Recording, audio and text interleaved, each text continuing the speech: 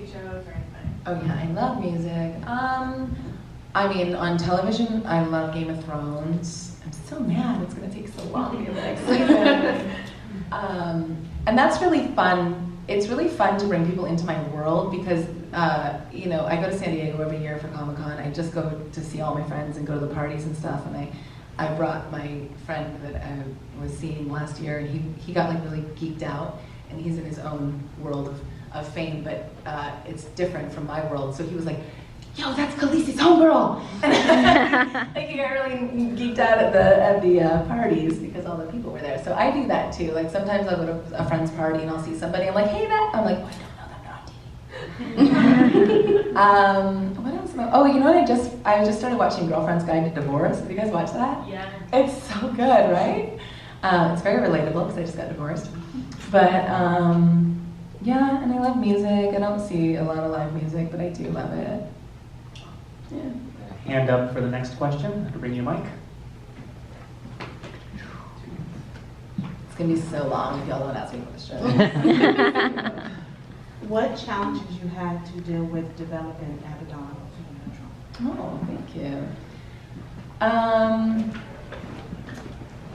You know, she sort of like created herself. I know a lot of actors have a process when they create a character. I sort of like the character to present themselves to me, as artsy-fartsy as that sounds. And she really just presented herself to me. And I tell this story a lot. The shoot's in Vancouver, and so I get off the plane in Vancouver, and like I walk different, I talk different. I actually noticed I would get hit on a lot when I was in Vancouver working. I don't typically like get stopped on the street or hit on. I would get hit on a lot, and I was like, what is happening? I'm like, oh, it's Abaddon. It's like this confidence that she has.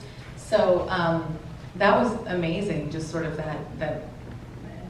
that confidence that she has. I guess in terms of challenges, you know, as an actor, we always want more of a storyline. We always want a relevance. It's not enough just to be, you know, on a show or in a show. You want to tell a story. You're there to sort of develop and build a character. So I would have loved to see her storyline more developed. And I recognize that they've got, you know, a lot of stories to tell, but it would have been really nice, like I said, to tell the Josie storyline. Yeah. When we did Mother's Little Helper, I was really happy to get a backstory because I was on Stargate for 2 seasons and they barely gave me a backstory. I was like, when's my turn, guys? I want to tell my story. But we got that backstory really quickly, which then I thought would open up the door to sort of either flashbacks or sort of bring Josie into the present. At one point, they said, if they were to, Adam had said to me, and he's no longer on the show, he went on to Criminal Minds, but so I don't think it's going to happen, but he said, you know, I thought about bringing you back as Josie to help the boys, and I said, that would have been a great story. That would have been amazing, oh my god. Yeah, and it would have, you know, because she was really killed, it would have, you know, they would have had to make it work, but I think at this point you guys will just like buy whatever they give you. Like I don't even care if it makes sense. I was shadowing Phil Segrisha one time and I had so many questions because I want to learn to direct. And I was like, but this, and he's like, don't pull the string. You can't pull the string. If you pull the string, the whole show falls apart. So it's just gone on for so long. Some of the other challenges I think would be like, the stunts. They're always really fun and sort of clunky sometimes because, you know, you get whole different departments in there to do things.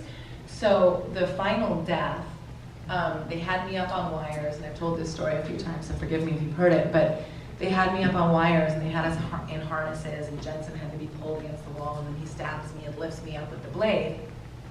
That gnarly first blade. And the cameras were both behind me when they're lifting me up, and I was really conscious of the fact that the wires were in his face. So I like was pushing them out of the way with my elbows, and we did about 2 or 3 takes, and Rosie, one of the camera guys, was like, does that hurt? And I was like, nah, it's a little uncomfortable, it's okay. He's like, no, with your character. I was like, oh, I didn't act. I like did the scene 2 or 3 times and I didn't emote or act because I was so worried about all the technical stuff. So that can be a challenge as well. But thankfully you have a team to catch you. So, thank you. Yes. This is a story about Stargate. The show ended, I feel, really abruptly. What do you think, was there any talk about what could have been done in the next season or in the future? Like, was there any communication about how that storyline could have continued? I do not have the answer for that, but I know somebody who does if you want to harass David Blow.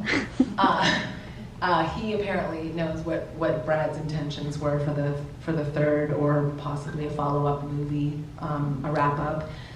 When they canceled Stargate, it was really unfortunate. We were really attached to that show, and I think it was such a weird sort of trifecta of things. It wasn't ratings. We were getting the same numbers as the other shows on Sci-Fi. It was more MGM File Chapter 11, and then Sci-Fi wanted to make cooking shows. And they went kind of a different way. So at one point, and I think it was a little bit premature, they had thought to go to Apple and just do like a streaming version of the show, which now would work, but it was just a little premature. I know they kept the studio space, which is very expensive because those sets are massive, and really the gate room was, I think, $500,000. The bridge set that we built the second season, I think, was $1 million. Like, it's a lot of money and time and energy that's put into this. And so Brad and the team up in Vancouver, they kept 3 of the studios completely rented for, I think, 9 or 10 months, trying to see if they could make a movie or if they could revamp it or if they could sell it to another network, and it just didn't work. But I have no idea what they would have done. Okay. But there are some comic books. Have you read those? No. No. There's some follow-up. There was like a period of time, I think it was 8 years. It's been that long. Actually, I know that because Charlie, my daughter, is 8, and that's who I was pregnant with on the show. But it's they had to wait, I think, 5 years before they could release any materials that was related to the show, or any likeness of us or anything like that. So there is some follow-up. I saw some yesterday. Someone brought some by. I don't know. I don't think you're in here, but Okay, thank you. yeah.